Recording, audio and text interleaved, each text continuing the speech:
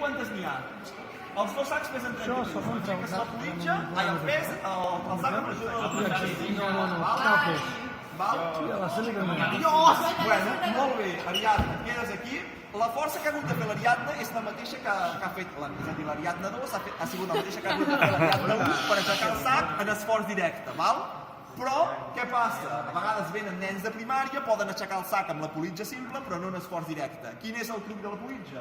La força que has de fer és la mateixa, 30 quilos, però el truc és... Jo, veieu que m'estic penjant de la politja? Sí. El meu propi pes del cos l'inverteixo per aixecar el sac. Ho puc fer perquè hi ha la politja. En esforç directe no puc fer-ho, perquè no hi ha cap politja. S'entén la idea? Aquí quantes politges hi ha?